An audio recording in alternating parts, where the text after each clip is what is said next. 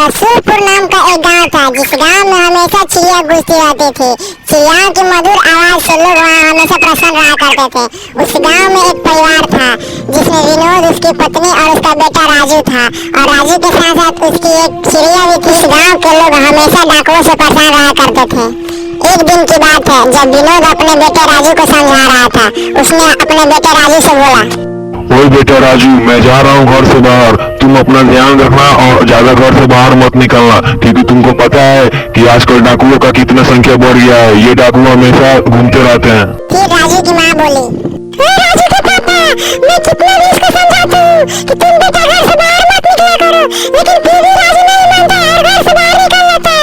मैं तुझसे परेशान हो चुकी हूँ। इतना समझाने के बाद विनोद अपने काम पर निकल गया और उसके मन में ये डर भी था कि कहीं राजू को कुछ हो ना जाए। विनोद ये भी सोच रहा था कि अगर मैं अपने काम पर ना जाऊँ तो अपने बेटे राजू की रक्षा स्वयं कर सकता हूँ, लेकिन वो ये भी सोच रहा था कि मुझे पैसे की भी जरूरत है।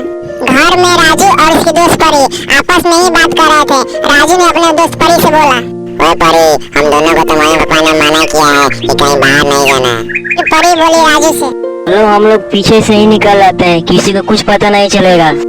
फिर राजू और परी आपस में ही प्लान बनाना शुरू कर दिए कि कैसे वो बाहर जाके खेलें। फिर उन दोनों ने मम्मी को चाय के ऑर्डर दी और कुछ देर बाद मम्मी ने उन दोनों के लिए चाय लाई। चाय देते हुए मम्मी ने राजू से बोला, तुम सब घर से बाहर मत जाना। फिर राजू ने भी सॉरी लाकर उनसे बोला, ठीक है मम्मी, हम दोनों घर में ही रहेंगे और कहीं नहीं जाएंगे। फिर दोनों ने घर के पीछे वाले रास्ते से बैडमिंटन खेलने के लिए बाहर निकल गए। दोनों बहुत खुश थे और आपस में ही खेल रहे थे। कुछ समय के बाद एक डाकू गन लेकर राजू के पास आया और राजू से बोला, ओए राजू, तुम मेरे साथ चलने के लिए रेडी हो जाओ। मैं तुम्हारा खून के साथ साथ किडनियां भी निकालूंगा। तुम मेरे साथ चुपचाप चलो, नहीं तो मैं तुमको यहीं पे मार दूंगा।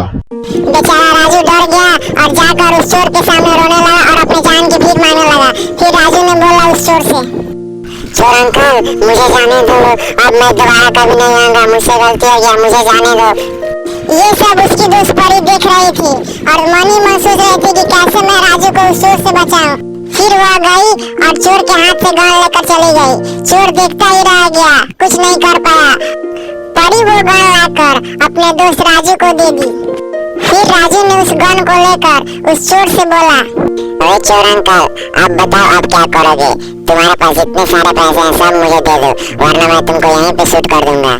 चोर भी डर गया और राजू के सामने कुछ नहीं बोल रहा था। चुपचाप हाथ खड़ा कर खड़ा था और वो डर के मारे कुछ नहीं बोल रहा था।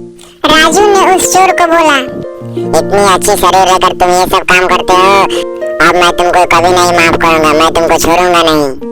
फिर चोर ने राजू से माफी मांगना चालू कर दिया और चोर ने बोला राजू से, बेटा इस बार मुझे माफ कर दो, अब आगे से ऐसा कुछ नहीं होगा। अब मैं मेहनत से कमाऊंगा और मेहनत के ही खाऊंगा।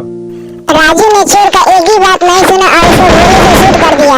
फिर राजू और उसके दोस्त परी काफी ज्यादा डर गए थे। वे दोनों वहाँ से तुरंत घर के लिए भाग गए। दोनों ने घर आकर बात की। राजू ने परी से बोला, परी, तुम ये सब बात मम्मी पापा को मत बताना, वरना वे दोनों बहुत ज्यादा गुस्सा करेंगे। परी बोली, इस कहानी से हमें यह शिक्षा मिलती है कि जो मुसीबत के समय भी खड़ा रहता है वही तो दोस्त होता है। अब दो दोस्त चाहे इंसान के रूप में खड़ा हो या कोई पक्षी ही हो।